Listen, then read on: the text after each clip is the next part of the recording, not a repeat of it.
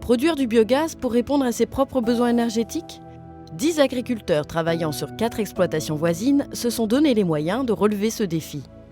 Ainsi est né le site de méthanisation Agribiométhane à Mortagne-sur-Sèvre. Après 9 mois de travaux, la première injection de biogaz dans le réseau de gaz de Mortagne-sur-Sèvre a eu lieu le 18 avril 2014. Une grande première dans l'ouest de la France. Mais essayons de mieux comprendre son fonctionnement. Celui-ci se passe en 3 étapes. La production de biogaz, le digestat et l'épuration du biogaz en biométhane. Commençons par la production de biogaz. La méthanisation suppose des matières premières. Dans cette unité de Mortagne-sur-Sèvre, plusieurs types de matières organiques alimentent l'installation. Elles proviennent des élevages et de l'industrie agroalimentaire. Les déchets agricoles que sont le lisier et le fumier apportent en plus les bactéries méthanogènes. Le fumier, matière solide, est chargé à partir des exploitations. Le lisier, matière liquide, est pompé sur le lieu de production et acheminé jusqu'à l'installation. Soulignons ici qu'un tiers des lisiers sont produits à proximité de l'installation et y sont directement acheminés sans l'utilisation des transports extérieurs.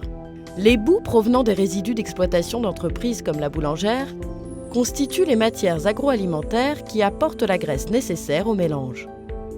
Toutes les matières organiques sont d'abord pesées.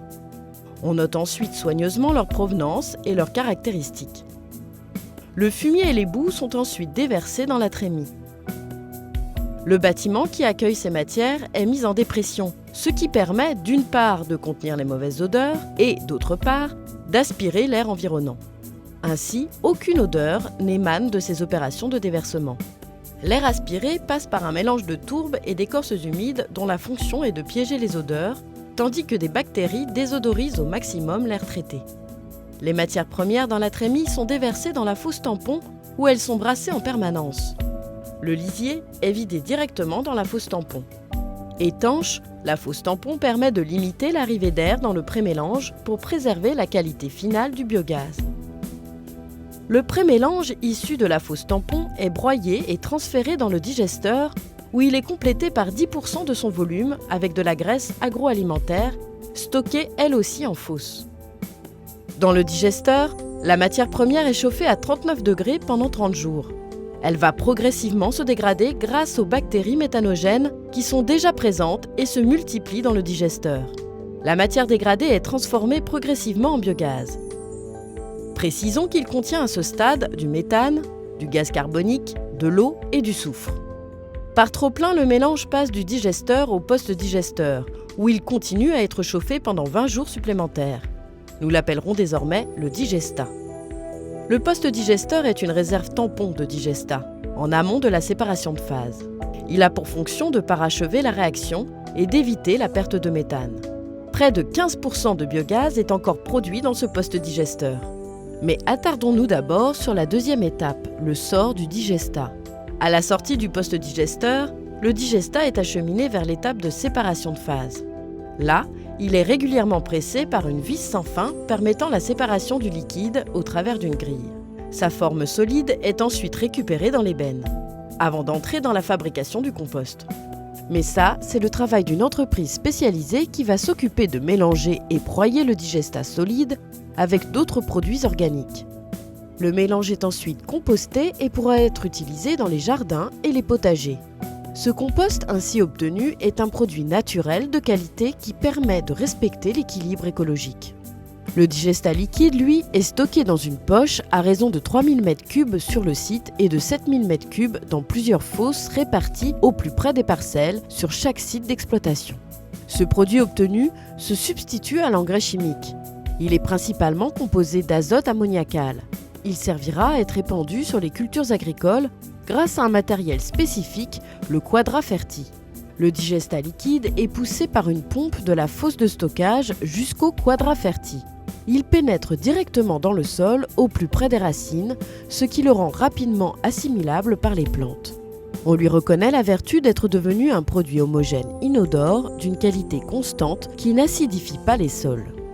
Lors de la troisième étape, le biogaz produit successivement par le digesteur, puis par le post-digesteur, est transféré dans la partie épuration qui consiste à récupérer le méthane. 3 phases permettront maintenant l'épuration du gaz. Le soufre présent est d'abord piégé par un filtre à charbon laissant passer les molécules de dioxyde de carbone, d'eau et de méthane. Ce filtre est renouvelé tous les 6 mois. Le séchage vise à éliminer l'eau. Il se réalise par refroidissement. La chute de température crée un phénomène de condensation qui facilite la récupération et l'évacuation de l'eau. Débarrassé de son eau, le biogaz devient un gaz composé de CO2 et de CH4. Il est mis en pression, c'est-à-dire qu'il passe de 0 à 8 bars. À ce stade, encore formé de gaz carbonique et de méthane, le biogaz est injecté dans un tube dans lequel des billes synthétiques, appelées zéolithes, piègent le CO2 et environ 1/10 de CH4. On obtient ainsi le biométhane, un gaz riche en CH4. Dans ce tube stationne un gaz pauvre, composé de CO2 et d'un peu de CH4. Il sera aspiré par une pompe à vide destinée à alimenter la chaudière en énergie. En fait, pour ne jamais interrompre le processus de séparation, un ensemble de tubes fonctionne simultanément. Le gaz pauvre, composé de 85% de CO2 et de 15% de méthane, est directement réinjecté dans la chaudière. C'est cette chaudière qui chauffe l'eau en circuit fermé sur toute l'unité et qui permet notamment de chauffer le digesteur et le post-digesteur en plus des locaux de l'unité. Le gaz vert est directement envoyé vers le poste d'injection de GRDF où il sera contrôlé et compté avant d'être introduit dans le réseau gaz de ville. C'est ce gaz qui contribue à alimenter les foyers de 1500 habitants de la ville de Mortagne-sur-Sèvre. Sans oublier les industries comme la boulangère qui utilisent ce biogaz pour la cuisson de ses produits. Ce biogaz est d'une grande qualité car il contient plus de 99% de méthane. Ainsi, à partir d'effluents d'élevage et de résidus d'industries agroalimentaires, on fabrique une énergie propre et renouvelable, produite et consommée localement. Les agriculteurs qui sont à l'origine de cette réalisation vérifient aujourd'hui que leurs 3 objectifs sont atteints. Ils ont mis en place une activité complémentaire entrant dans le champ de l'écologie en produisant un gaz vert. Ils participent à l'innovation d'une agriculture en mouvement et ils valorisent des effluents qui, jusqu'à maintenant, pouvaient menacer les équilibres environnementaux.